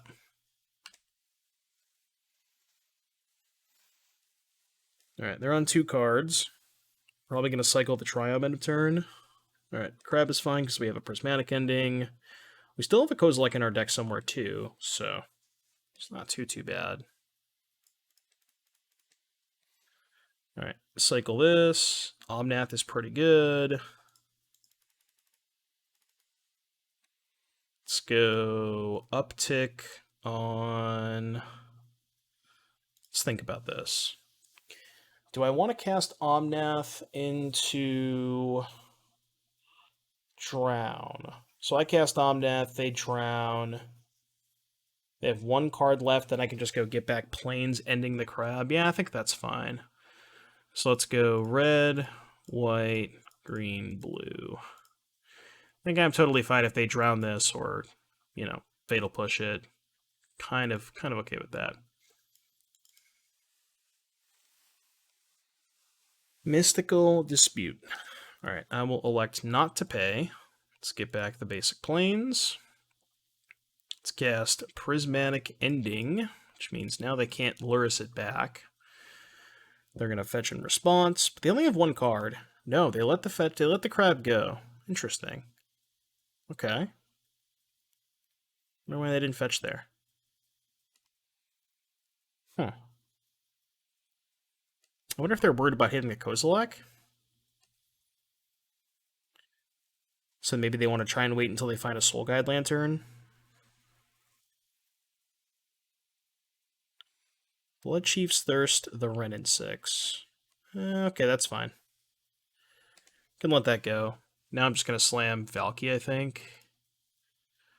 There's no way we have enough mountains to kill them with Valakut. Not even close, right? How many mountains do we even have left in our deck? 1, 2, 3, 4, 5, 6, 7. Yeah, we only have 2 mountains left in our deck.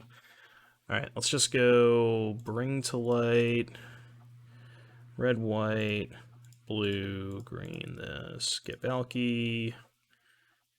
Yeah, Valky's got to be better than Omnath. Is it better than Dryad, though?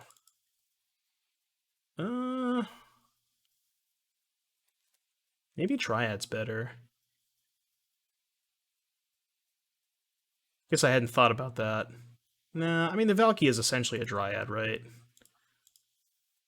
Yeah, this has got to be better. Ooh, Ancestral Recall, huh? Opponent said GG's. I think that means they're off it. Okay. Man, I should have cast the Ancestral before they scooped. Yeah.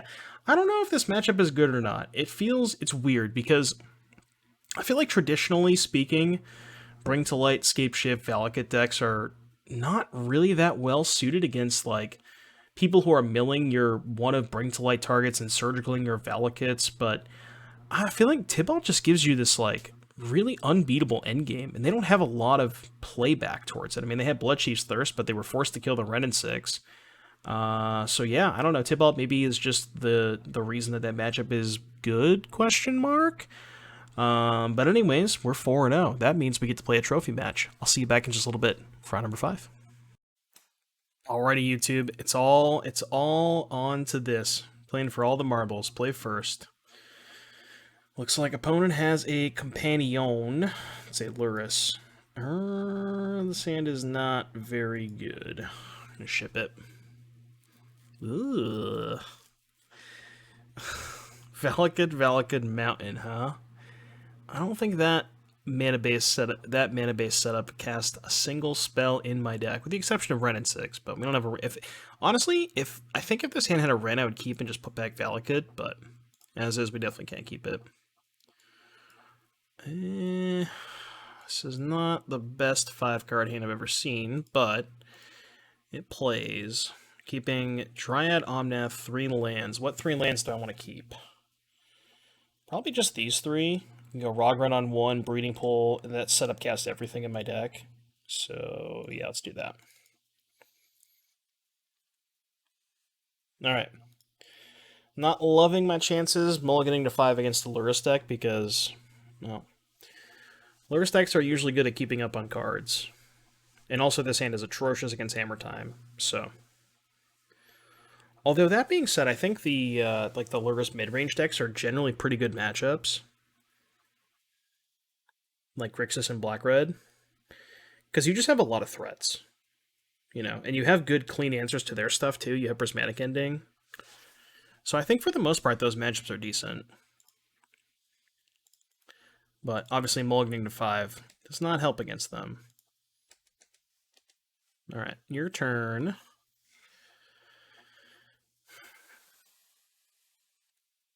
See what they're up to.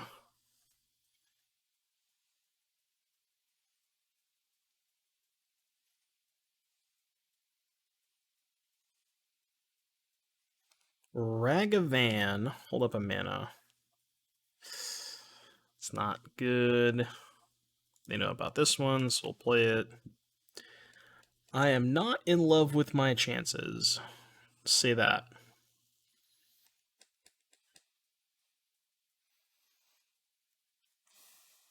Please, dear God, do not hit the Valky. Okay, that's fine. They can't cast it. Because I was gonna say, our one way out of this is to just like slam Brinkslight and hope they can't counter it. Okay.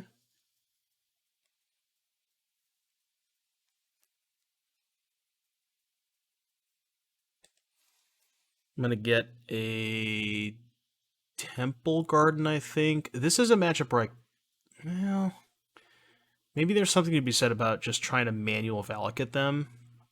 Yeah, alright, I'm down. That could be a thing that comes up. Although, this is probably not getting a mountain, right? Because I don't want a shock here. So let's just get like a plains. Gives us double white in case we just natty draw the verdict. Go white, green, blue, red. They can't drown this. Okay, that resolved. Not bad, not bad.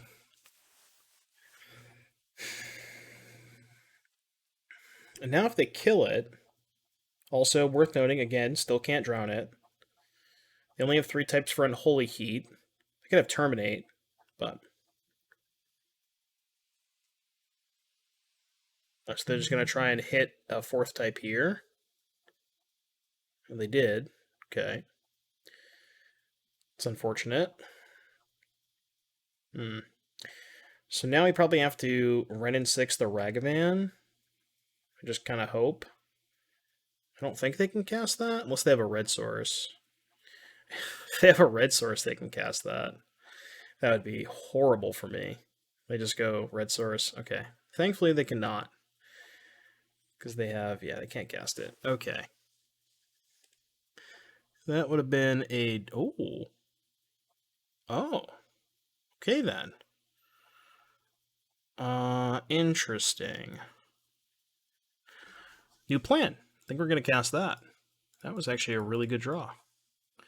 Although, it kind of sucks that now we have 5 cards in our graveyard, so they're just going to be able to drown the Bring to Light, which they 100% have. I find it very hard to believe they don't have Drown in the Lock. But maybe there is a world they don't, and we get to slam Tibalt? I don't know. We'll see.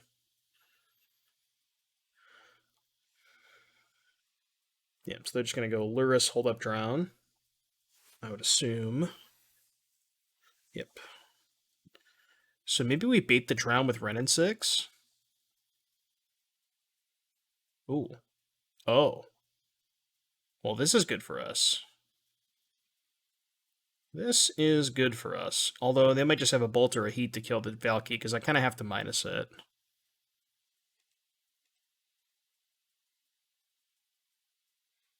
They're at 17. I guess I could just get a Dryad. Play Valakut, kill the Luris, deal 3 to them.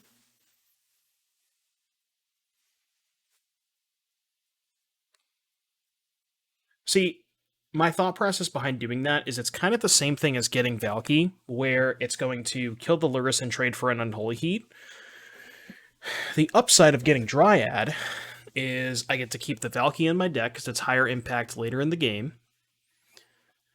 The upside of getting the Valky this turn is I get to cast the Luris next turn, which is actually kind of sicko, because if they have a discard spell for Ren and 6, then I can just go Luris Ren and 6 from my graveyard. Yeah, okay, fine, I'll do that.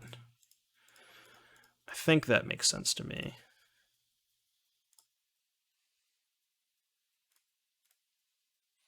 Not quite lethal with Scapeshift, because we are a land short. So it's possible maybe I'm also supposed to hold the Bring to Light? No, that can't be. Like, I fully expect this Tibalt to die, but... Also worth noting, well, I guess I would say the Luris is exiled, but it's really not, because I'm going to play it and they're going to counter it or kill it, and then it's just going to go back to their graveyard, which means they can still Kolaghan's Command it back. I wonder if I'm supposed to wait on that Bring to Light. Because if I just draw a land, I can just go Ren and 6, play. Yeah, maybe that was bad.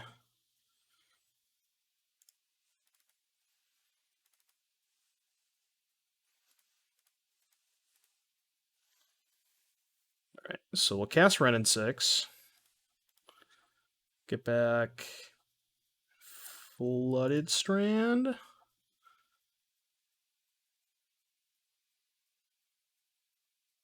Oh, right, I can't cast the Valky. Because I don't have the Savai Triome. So maybe I'm just not going to play the Luris this turn. Because I can actually go Luris Valky, but I need the Savai Triome. So let's just wait a turn. Let's just get the Savai Triome end step.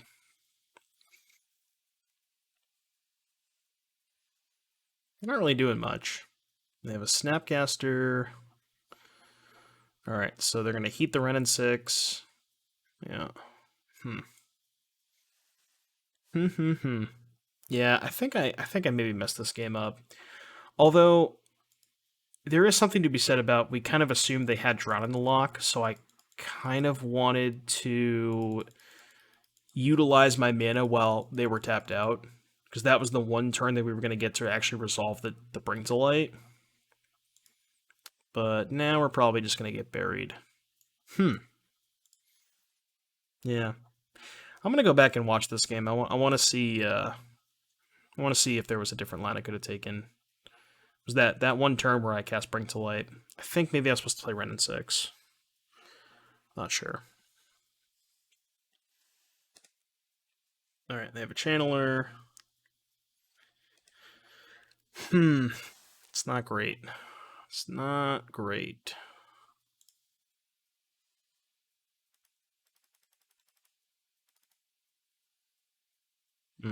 Let's see, 3, 4, 5, 6, 7, 8.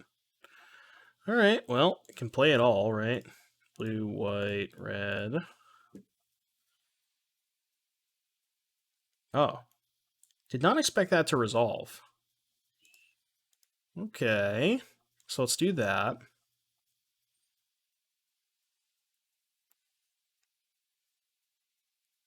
Huh. Drew an Explore. I think I'm going to save that for next turn. I'm just going to go Luris Valky.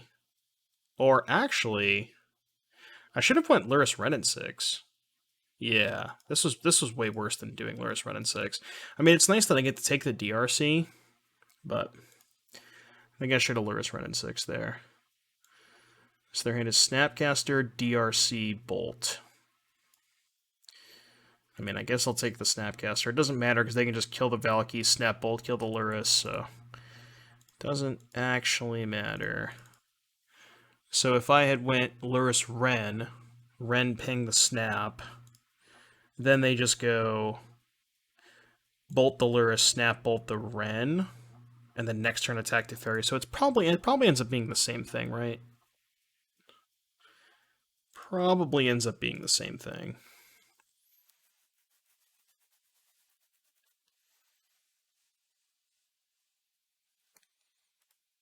So we know they have a Bloodstained Mire, a DRC, and one unknown. Why didn't they cast DRC before doing all this? Did they draw Drown? No, because they still could have played DRC and held up Drown. And they just missed 2 Surveils? Not sure.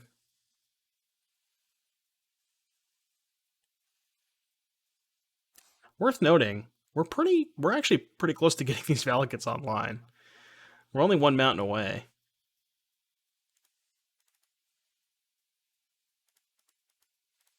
Well, we needed to draw back-to-back mountains. Oh. You gotta be kidding me, I only have one other green source.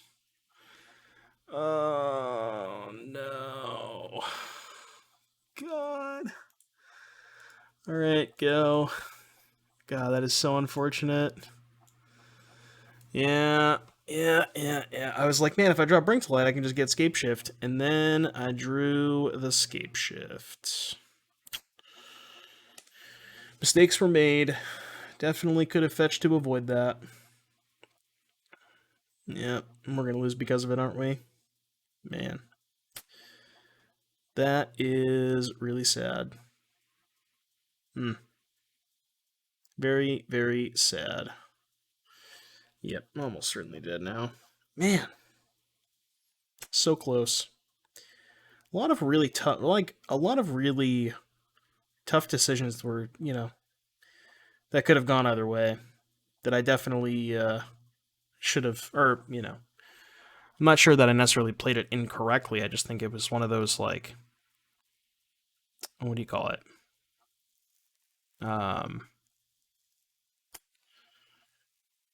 I can't even, what's the term I'm thinking of?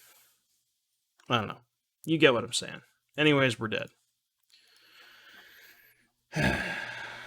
Rats. Alright, next game. Chalice is good. Explosives is good. Veil of Summer is good. Endurance is good. I think Dispute is also good. So when I think Anger is good too. When I was playing this matchup, I was cutting Dryad and Explore. So the reason for cutting Dryad and Explore against them is it's really hard to set up Dryad because they just have a bunch of Unholy Heats. And the theory is if they keep in Unholy Heat is a card that's very good against Dryad, not the best against Ren and Teferi because they usually get their cards out the door anyways. So that was my theory and my concept behind boarding out the Dryads and the Explorers. Also, Explorer's not the best against the Thoughtseize deck because you need some more, like, it requires you to have, you're playing an extra land, so you're not necessarily down a card because it's replacing itself, but you're trading the Explorer for the extra land drop, so it's like, I don't know, it's just, I wasn't a fan of it. I'm much more comfortable just playing a bit of a longer game against them. That being said, I have to cut 2 more cards because I didn't have these iterations. So these didn't exist, and I had a clean sideboard against them. But I'm definitely not cutting iteration against them. You're gonna think this is weird, but I've not really been the biggest fan of Endurance against the DRC decks. So you would think that Endurance is good against like Dragon's Rage Channeler and that kind of stuff. The awkward part about DRC is it doesn't actually line up the way you want it to, in the sense of it's hard to explain. It's just the way that the games play out. They aren't usually about like Lurrus per se. They're usually about like creatures playing to the battlefield and resolving iterations and stuff like that. I found that these games usually don't come down to Lurrus, so I'm not actually the biggest fan of Endurance. And also, you have Prismatic Ending to exile their stuff anyways. Oh. I did not expect that. Well, I'm also glad I didn't bring in Endurance because they just didn't show Lurrus. I am very confused. I don't know if they misclicked or if that was intentional. I don't think I've seen a Grixis deck that post-sideboard didn't have Lurrus. Like, what would that be for?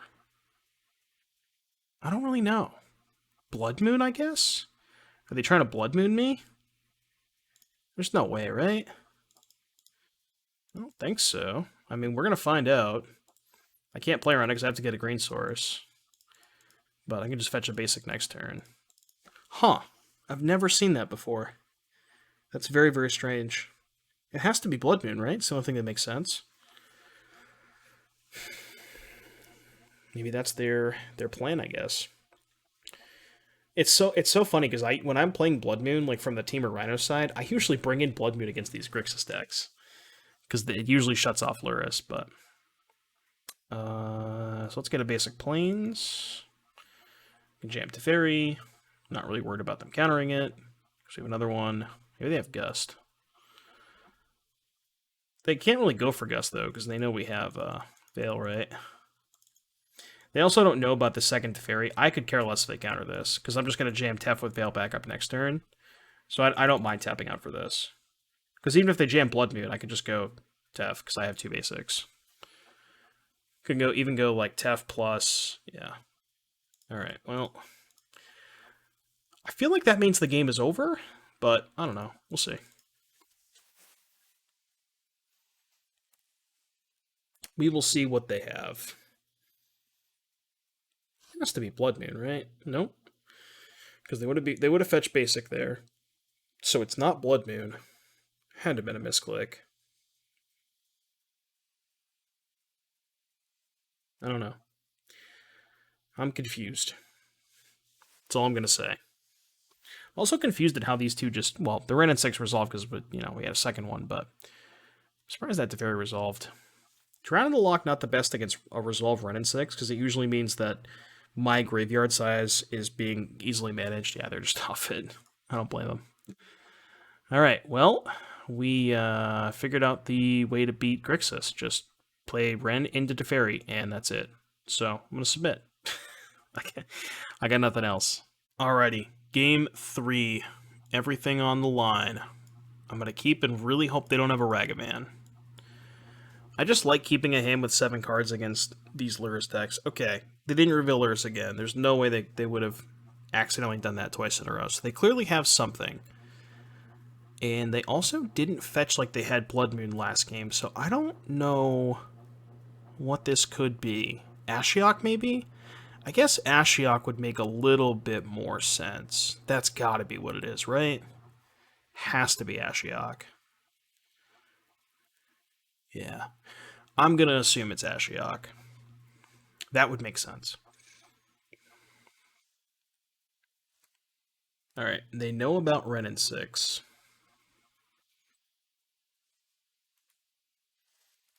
Let's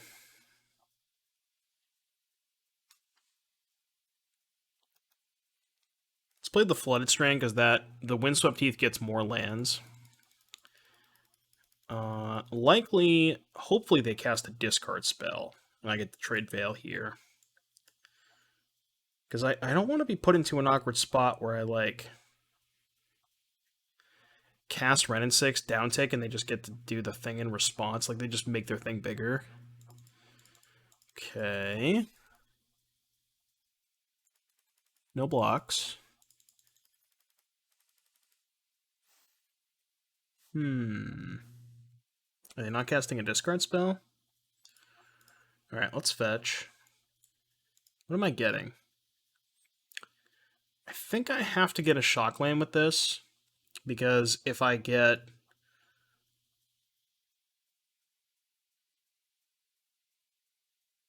I guess what I can do is go Ketria Triome, Mountain, Renin 6, Plains to Fairy. And that takes the least amount of damage, and it still lets me go Ren into the Fairy. Yeah, I guess that's fine. I think I'm going to decide to minus on the Ragavan if Renin 6 resolves. Interesting. That is very, very, very interesting. So it's a question of what do I want to lead on, Chalice or Renin 6? I feel like playing Chalice is not actually good. Because if I play Chalice, they're just going to slam the Ragavan, you know? Like, I play Chalice, they just attack, do their thing. I am a little bit worried about Ashiok, so it's possible I want to fetch here. Even though I have to shock to play the Renin 6. Because if I go Mountain Renin 6, I then can't cast a Fairy. I can't cast a Fairy next turn. So let's shock here. Let's get Temple Garden. And let's go Ren, downtick. I want to kill this Ragavan. There's a good chance that they're going to get a 4th type in the graveyard for Channeler. The thing is, their 4th type is instant, and most instants are just going to kill Renin 6 anyways. So, there's like, you know. But I guess my big fear would be end step Bolt, untap, attack for 3, play Ashiok. Well, that's not too bad, right? Because then I can just go like Tef, bounce this, and we're chilling. They didn't have an instant end step, though. Iteration? Okay, iteration is acceptable. So that's going to turn on the Channeler, but we can just bounce it next turn. It's not too bad.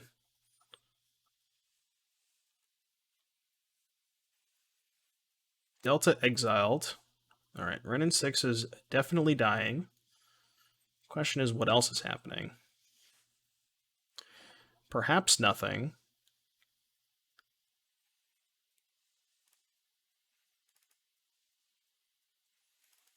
They have 4 cards.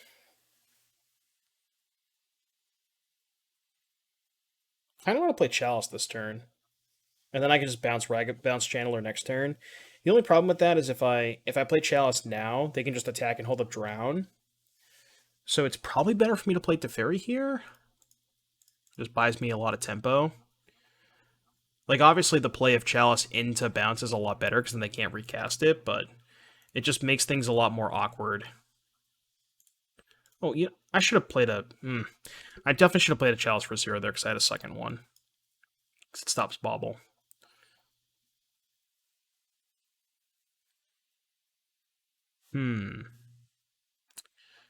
Things are not going terrible for us. Okay.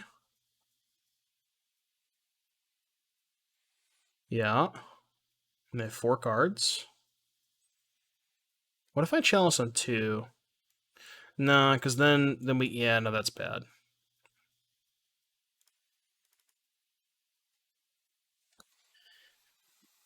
Oh, this is tough. Because I'm worried about drowning the lock. So, here's my issue, right? If I play Chalice on 1, pass. They just go attack for 3, hold up, drown. Then I go shock, bring to light, 10, cast. They just drown it. So, if I play Chalice on 2, no, that's just worse. Let's go Chalice on 1. I think I might end up just not casting Bring to Light next turn. We'll see what they do.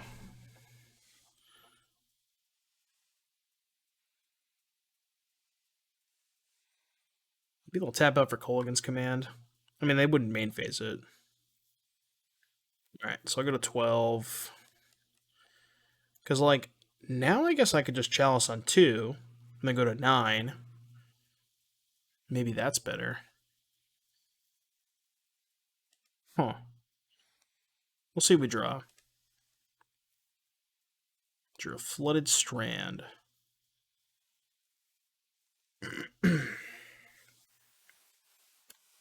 They have 4 cards. I mean, if they counter the first Bring to Light, it's not... Oh, wait a minute. If I cast Bring to Light, they can't drown it. Because I can just play Breeding Pool. Yeah, I'm just going to do that, right? I mean, they could have, like, actual counterspell, but... Yeah, I'm going to do that. Alright, white, red, blue, green, red. Done. So they could have, like, Gust or actual counterspell, but they can't drown it. And if they Gust it, I'm just going to top it. Flusterstorm. Did not expect that one. It is a card these decks have been playing lately, but... Alright, I will choose not to pay. The nice thing is if they have another Flusterstorm, then we can actually pay.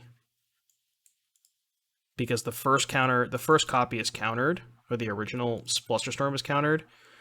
So I'll just be able to play the fetch land. They cast Flusterstorm, then I just pay. So I'm not going to play the Chalice, I think. I think I'm going to save it. Maybe I'm supposed to Chalice on 2. It's a tough game. These games are all really, like, very, very... Like, the decisions matter a ton in these kinds of games.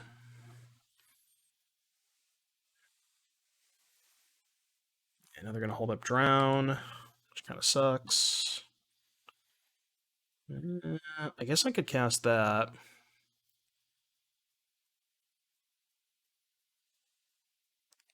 What if I play another Chalice on 1, so I can't get EE'd, and then just slam a Verdict? Or not EE'd, but I meant Kolaghan's Command. So they can't, like, Kolaghan's Command the Chalice and cast some 1s. Let's do that. I like that. Want to be protected against all the 1s. Might be worse to do this than just holding it up for, like, Chalice on 2 next turn. But Red and 6 is one of my better draws, so... This Veil of Summer is looking really awkward with these Chalices, but once I already have the first Chalice in play, I think it's more important to lock them out of 1s than locking myself out of my 1 Veil. Because they have a lot more 1s in their deck than I have in my deck. Like, I only have 2 Veils, so... Snapcaster... Okay. Targeting, nothing. Pretty sure they have another Drown in their hand. They can't cast that. Blue-black. They have another Snapcaster?